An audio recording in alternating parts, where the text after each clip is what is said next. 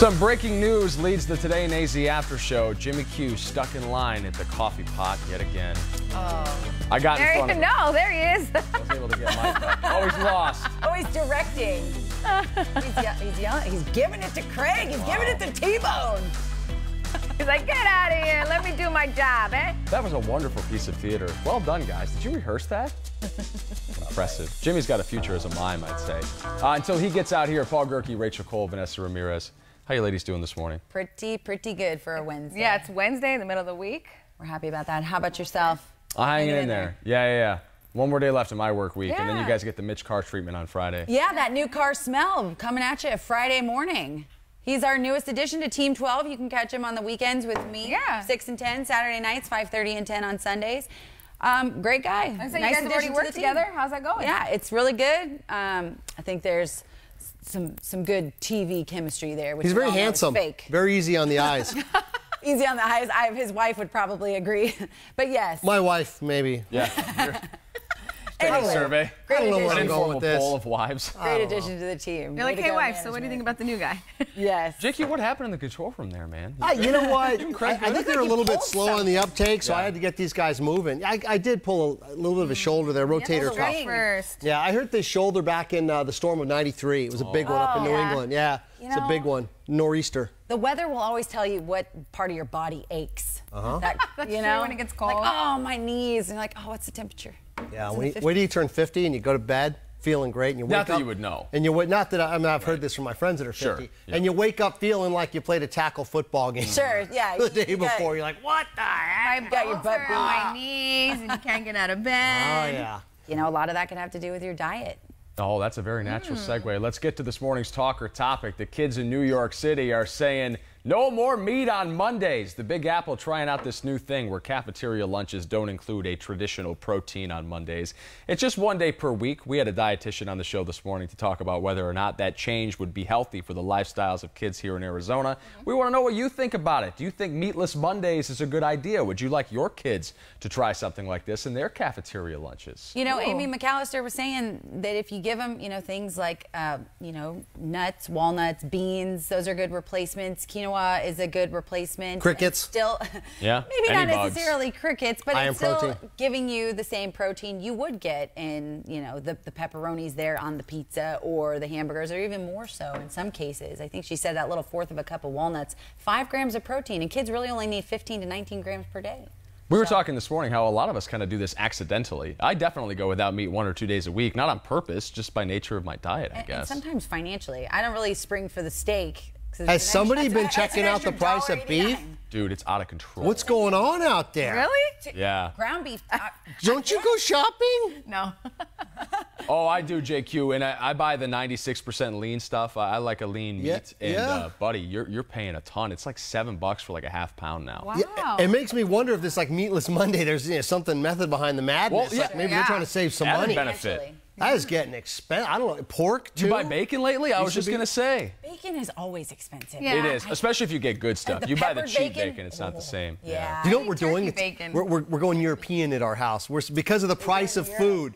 No, because of the price of food, we're kind of splitting steaks. But see, Instead of the old day having the big fat steak to ourselves, it's just getting too better for us, expensive. you don't even need more food than You that. don't. Though. You You're can right. split, Sure, especially if you're dining out. The portions they're giving you, take Cheesecake Factory for example, Yeah. they're giving you food for 3 days. I mean, you split it, you're saving We money, split all you're the saving time. calories, and you're Isn't enjoying the a rule meal for like together. veggies, a handful of veggies, the same what would fit in your hands, Yes. how much you would A eat? serving of like meat is 4 the to size 5 of a deck of ounces. playing cards. So Right. think about how big your steak is and how many servings of meat that is. Yeah, you get that 8-ounce fillet on a special. Oh, but for occasion. Paul, I do not recommend splitting on the first date. I've tried that before.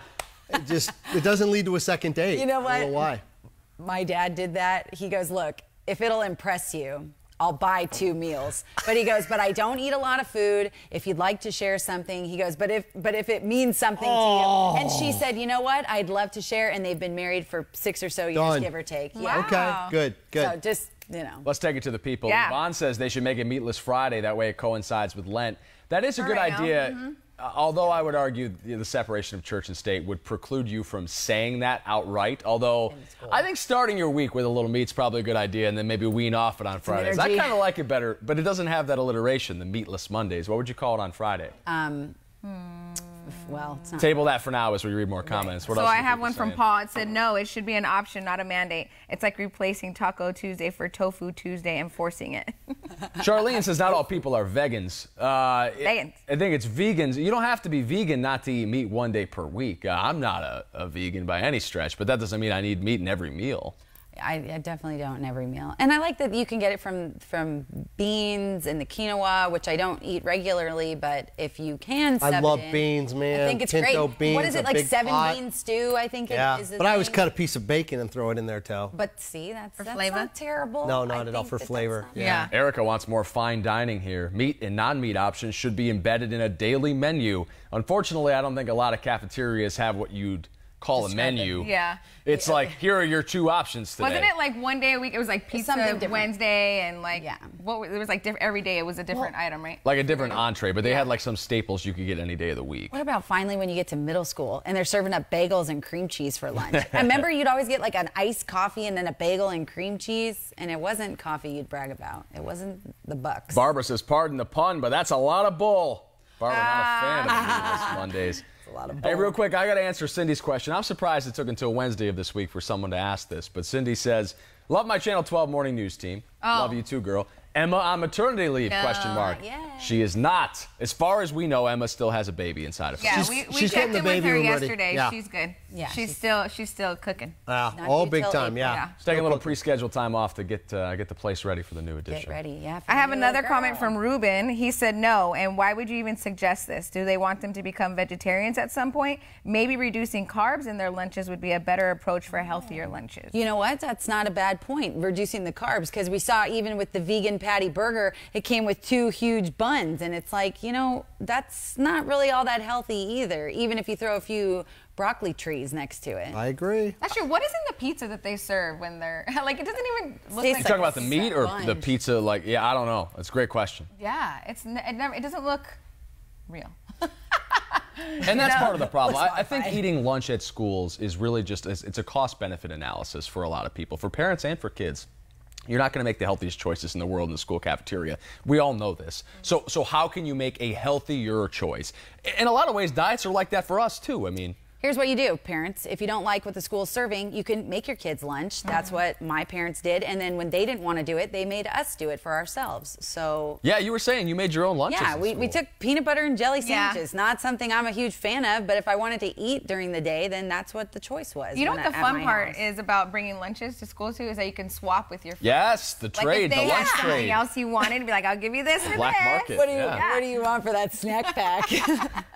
Donkey Kong is the those best game Doritos. on Sega Genesis. We'll get back to this discussion in just a minute, but first a little ICYMI action. And if you didn't wake up early enough to catch Today in AZ, don't worry, because we clipped some of the best moments of the show to share with you. Schools in one city will start having meatless Mondays. We want to verify whether it's a good idea for our kids to cut out meat, even if it's just one day per week. What was your go-to school lunch, Rachel? I made my lunch at home, and it was just like a turkey sandwich with one of those frozen lemonades to keep the sandwich cold. That's smart. You made your own? Brown bagging it. Yeah.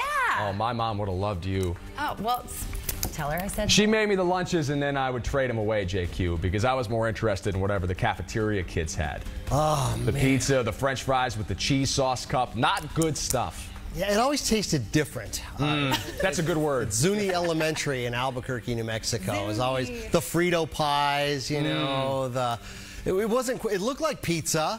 It just didn't quite taste like You guys pizza. have turkey slop? No, didn't Oh, have we had that. a turkey slop day. It was just mashed potatoes and gravy and turkey. Wow. We'd have Thanksgiving dinner, I remember that, and everybody would, the parents would come over and they were invited. You know, you could eat with the kids and stuff. And my mom would always like toast me a Spam sandwich, but the toast would get soggy by the time lunch. Does that count as Meatless Monday?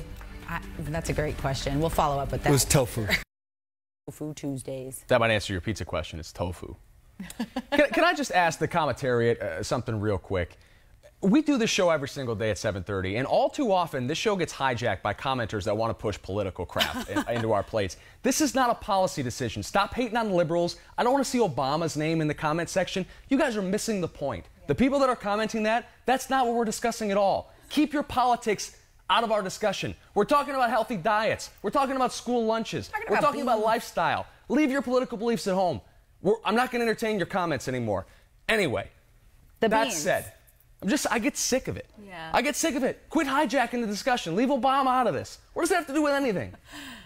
Russell says if we're going to have meatless Mondays, are kids allowed to bring meat from home for lunch? Of course. They're not going to make kids Was that a for sure rule, though? eat this diet. Well, again, they're not making the kids eat it now. It's just the option they have if they're going to eat at the school cafeterias.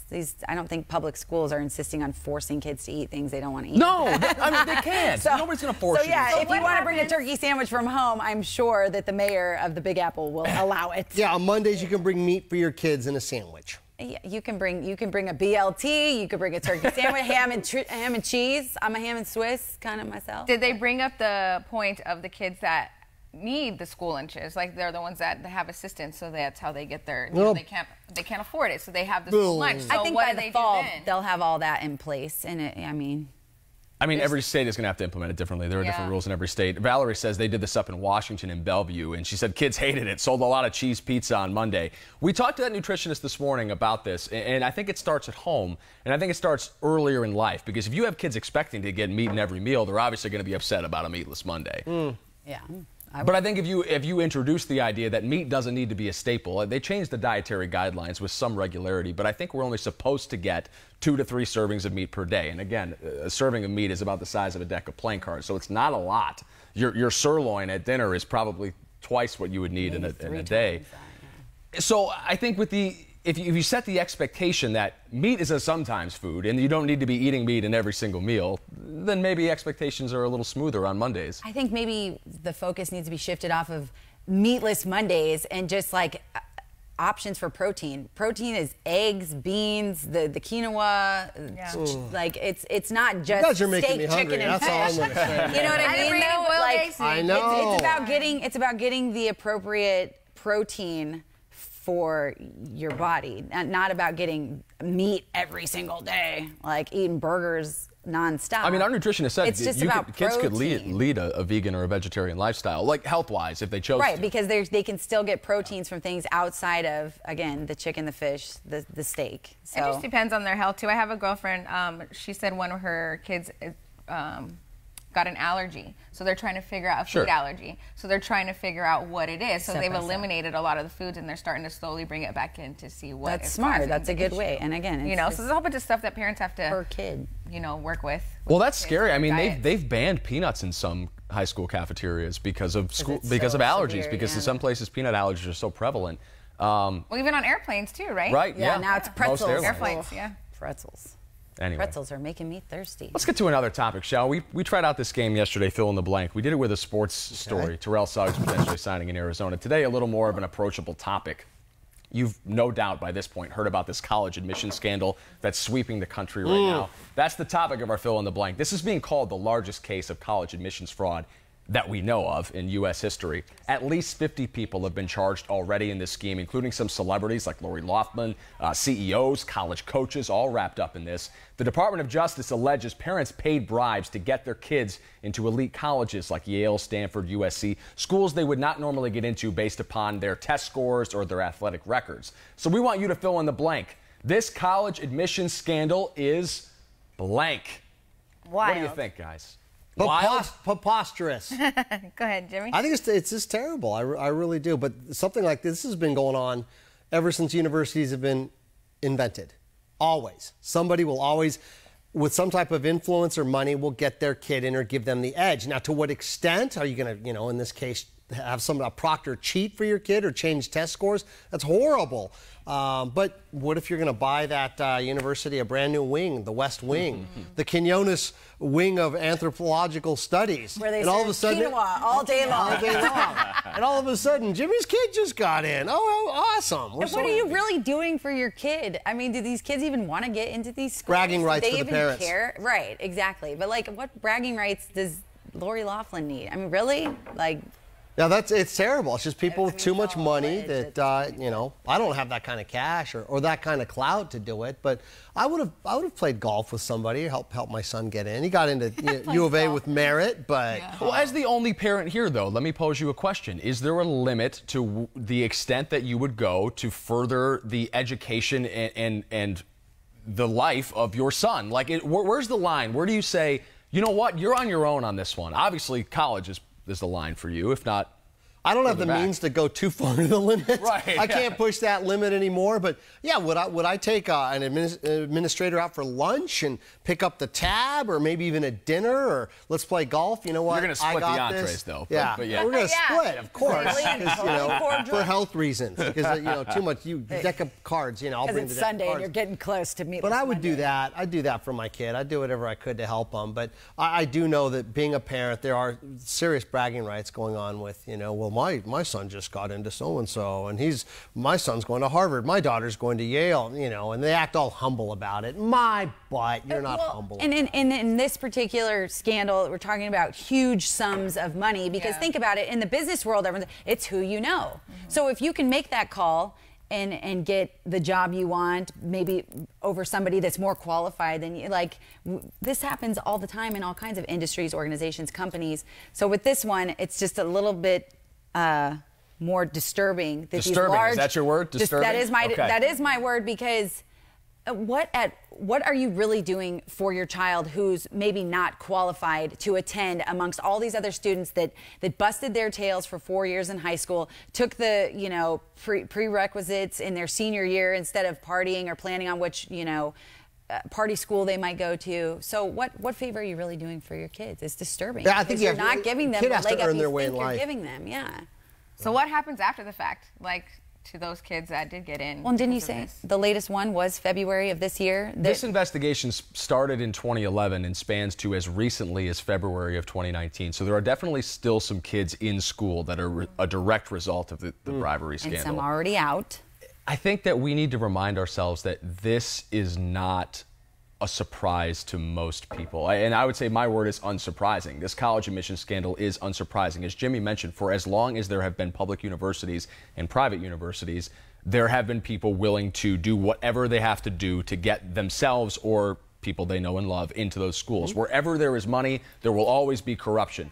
Period. And I think this is just the tip of the iceberg. We mentioned 50 people caught up in this already. Tracy Potts in Washington said it could be as many as 800 just from this investigation. And 800 families. So you're talking you could have maybe multiple students that you're trying to get in and build a legacy within a particular university or, prestigious college. Who knows how far it goes. I'm not surprised just based upon some of the people that I know that I went to school with that didn't deserve to be there, let alone in a place like Yale or Stanford. Sure.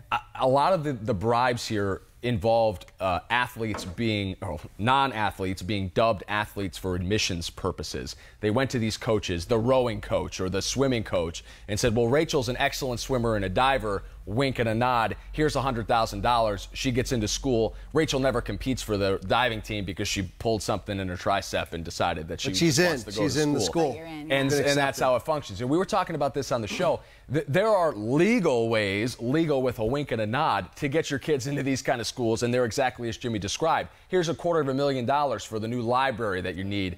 You mind if I get my son into the school? Could you do me that small favor? But the fact that these people went so far out of their way to do it by an even more nefarious means got them into trouble here. But I just feel bad for the kids that got left out. The kids that had these as their dream schools and busted their asses to get there and now aren't going to be there. That's tough. That's the big tragedy here. Yeah, it really is. And like you said, there's so many parents giving money and things like that. And I ran into the woman who's the director of ASU's Big Gifts. Yeah. That's her title. She manages the Big Gifts. Sweet business card. Wonderful lady. But it would be interesting as 12 News is going to follow up on this story and bring you more details on it as it develops. It would be interesting to talk to her and see how much people are, bumping her and say, well, remember we gave you that $200 last year or $2,000 or $2 million, whatever it is. What about, what are we getting for that? And just to see kind of if she has any response to saying, yeah, donors expect XYZ, even if it's not student admission. You ain't going to get that out of her. Season ticket. Yeah, I was like, she's going to well, she doesn't specifically have to, but maybe the university would weigh in. The university ain't going to give you that. They're going to have They're going to say every child here gets in on academic qualification. You're a walking cliche. You're a walking cliche. I don't know. I feel like the universities would want to weigh in and say, hey, look, this is, you know. I'm curious to see what the people think. Russell calls it unfair in his mind. He says the rich are privileged, the poor are always going to get left out. Erica goes with not surprising. She says money equals access. And Rick goes, now we know how these media people got into college. Thanks a lot, Rick. I wish my parents had that kind of money. Both of my parents filed for Chapter 9 bankruptcy. Hey, I paid for all my student loans. Wow, They're all you sitting guys there. spilling the beans on your family. Rick, Well, talking about things you don't know I'm about. like, I went to GCU, and I'm still paying for my student loans. I went to PVCC and just learned that you know, with a phone call, it was easy for somebody who was transferring from out of state to get in over at ASU. So maybe I got bumped down the list while I was waiting for my admissions, you know, letter to come to me, because at the time you did have to apply to get into the Cronkite School. So at least initially, they're saying the colleges are not to blame here. That the colleges, for the most part, were completely unknowingly participating in this scam. Candy says it's on the college, though, for not doing the ethical thing and researching and saying no. The college took it because they wanted to line their pockets, but the parents are in the wrong here. Moms and dads will do anything for their kids. So who is really in the wrong is what she wants to know. Well, I think a lot of these were not the colleges were not aware of this. This was done through a middleman. Yes. Facilitating through certain people, through coaches and through proctors at SAT exams. Right. So I don't think the universities were aware. They're just, you know, Maybe not. I hire a coach and I trust that coach. And a lot of these coaches were proven for years on champion coaches that are being bought off and letting these kids join the team, you know, only so they can get in. let's conduct a little role play here just for the purpose of better understanding how this is working. So let's say Jimmy is the president of New Mexico State Agricultural Tech. Yep. Okay? Vanessa, you really want to go to New Mexico State Agricultural Tech. Okay. Rachel, you're a coach of the, what's your favorite sport, Jimmy? Let's say lacrosse. Let's say she has never played lacrosse in her life. Okay. But you True know, statement. but you know On that the that part. president really needs some money to do whatever at the university. What needs to be fixed at your university, Jimmy? The dormitories are a mess. Oh, they are. need to get remodeled. We're tough. You let Guns N' Roses stay there when they were on tour. They're wrecked it. trashed.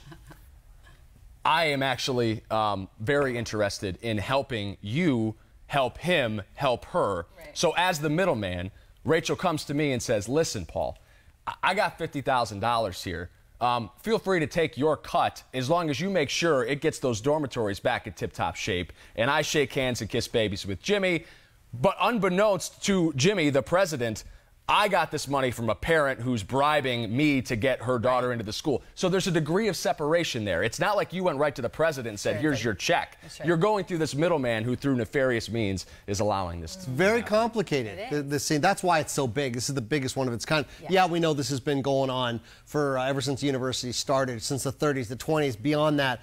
But this is the first time it's been so organized. I mean, there were people taking tests for these kids, or they'd have the proctor leave while they're taking their SAT, and somebody would come in and change the answers for the kids so they would have high scores on the SAT. Like, for as long as this has been going on, how come it's just coming out about now? Well, apparently it was an investigation that they had going for at least 8 years. So I don't think they wanted to upset the apple cart by tipping anyone off and being And this is the like, first hey, time by it's the been way. so organized, Vanessa. Yeah. It's organized. It's not just, you know, I'll build it. Think of it like the mob. Like, this is some mafia stuff as opposed to just like petty crime. Like, this is a deep, deep well, and we're going to learn more about it. We'll bring more to you. We're out of time. We're talking a lot this morning. Thanks for listening, and thanks for sharing your own thoughts with us on the after show. 7:30, same time on the couch tomorrow, guys. Get off my page, Jimmy. We like that. We like that. Jimmy.